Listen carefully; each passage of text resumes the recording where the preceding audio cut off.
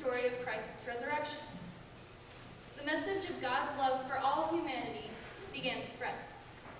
When we come back to church this week, we expect the hard stuff to be over. We expect an easier story, or maybe even a celebration, right? That's not exactly what we get. The story we read today starts on that first Easter Sunday. After Jesus has appeared to Mary in the garden, he goes to a room where the rest of his disciples are holed up, locked in, and they're afraid.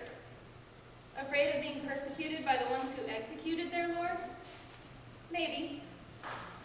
Afraid that Jesus would be upset with them for cowering after each of them had sworn their utmost loyalty to him?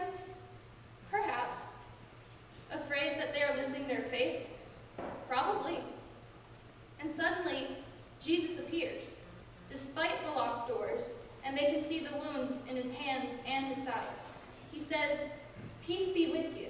And just like that, they believe again. Their faith has been renewed and restored instantaneously, for they have seen, as witnesses, the return of the Messiah. However, one disciple was missing, Thomas. And for those of you wondering, this Thomas is not Father Tom, although I don't think he was there either. The Thomas I speak of wasn't there when Jesus came back. Maybe he was out fishing. Maybe he was stuck in traffic. Maybe he was watching the last few minutes of a Stanley Cup playoff game. Who knows? For whatever reason, Thomas is absent at Jesus' first showing. When Thomas arrives after Jesus has left, all the other disciples tell him what has happened. I bet they even said something to him like, "Thomas, you're not going to believe this." And he doesn't. Thomas tells them, "Unless I can see it for myself and can touch his wounds, I won't believe." Have you ever wondered how Thomas must have felt right then? Were the disciples pranksters, and he thought they were playing a joke on him? Or were they telling the truth? And if so, why hadn't Jesus stayed around for him to see too? All he knew was that the 10 remaining disciples were in on something, and he wasn't.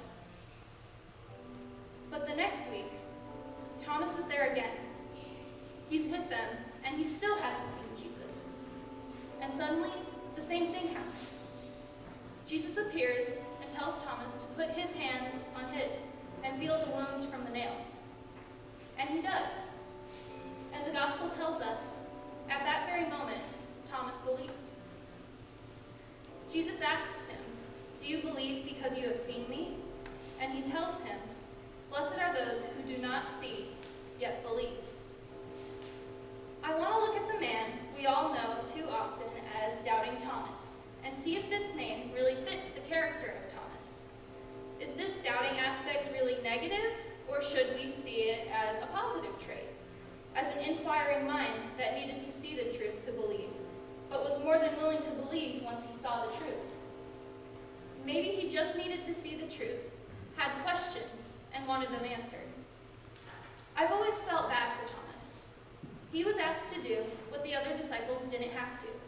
He had to believe in the unseen. I'd venture a guess to say any of the others would have had the same struggle.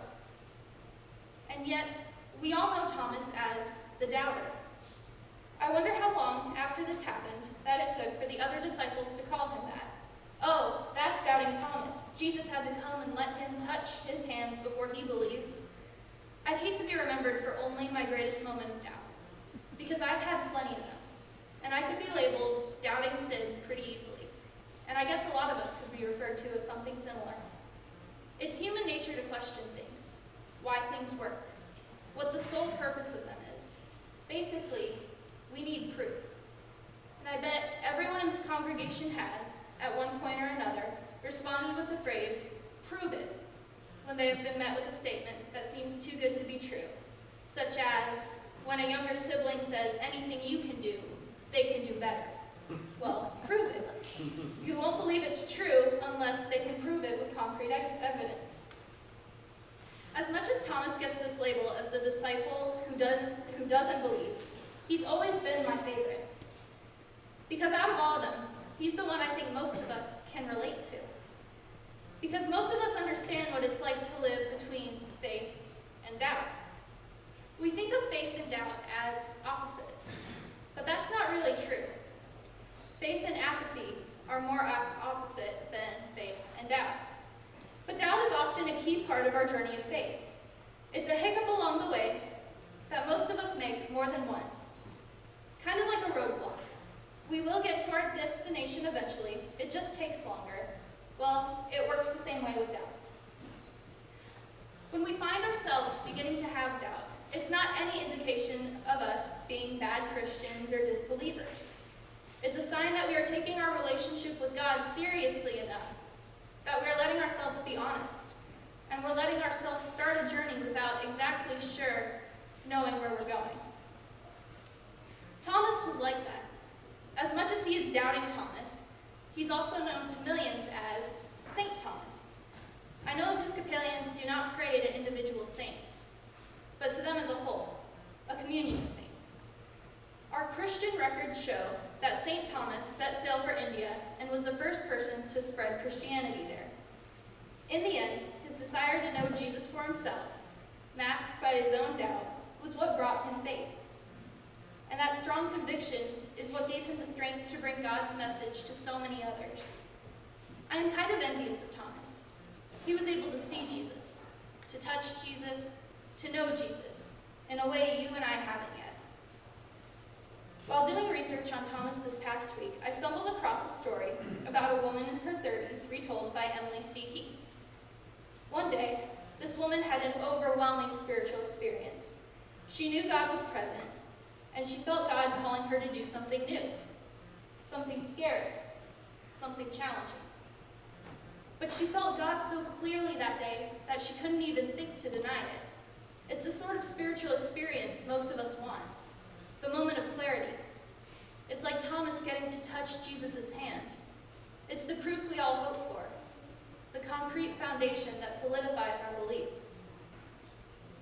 The young woman did go out in the name of God, and for the next 50 years she did amazing things. But inside she doubted. She wrestled with her faith. Sometimes she even questioned the existence of God. Her lack of faith bothered her immensely. If this was back when Jesus reappeared in the locked room, the other disciples may have called her Doubting Teresa. However, you and I would have called her Mother Teresa, the woman many call saint-like, leading a life of virtue, living for God, and acts of kindness. Until I read this story, I would see pictures of Mother Teresa and would think, oh wow, she must be so holy, so full of faith. She must be so certain of what she's doing. I know I'll never be at that point. Biographers and those who knew her best shared that wasn't exactly the case. She was a modern-day example of the doubter-doer Thomas. In the Episcopal Church, we don't canonize saints, but our Catholic brothers and sisters do. And Mother Teresa is still known in the Catholic Church as Saint Teresa of Calcutta. Even with her doubts, she was found worthy of this title. But the way I see it, it was through her doubts that all her good works were accomplished. As a child, my mom gave me the analogy of faith being like a train ride. It was a journey. There are many stops along the way before we reach our final destination. Stops for doubts, stops that shake our faith, stops that ask questions, stops that may have seemed like the rest of the passengers understood their relationship with God, but left me saddened for my doubting and confusion. There may even be times where we get off at the wrong stop or get derailed, and we have to get back on the train to reach our final destination. Along with the stops for us to be doubters, there will also be stops for us to be doers, for us to be like Thomas. I wonder if Thomas was ashamed of his doubt that first week. Why couldn't he just accept what the others had said? Why did he have to see for himself?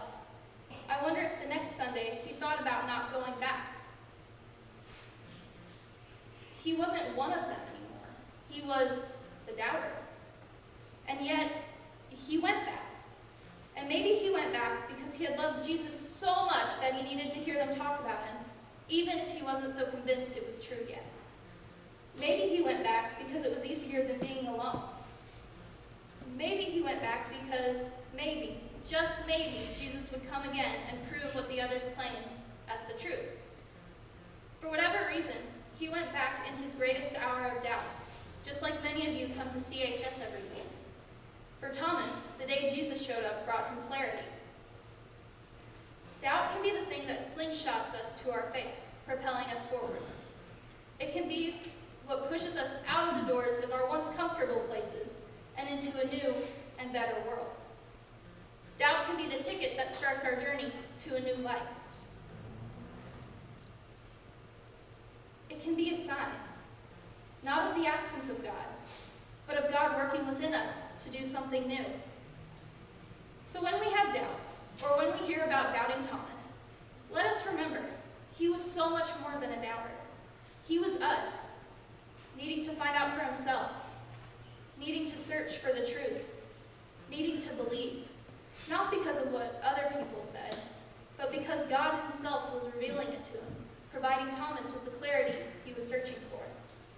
We can trust others, but let our search be similar to Thomas's, with dedication and desire to really know our Savior, Jesus Christ. Like that quote from the Tim Allen movie, The Santa Claus, "Seeing isn't believing, believing is seeing." Amen. Amen.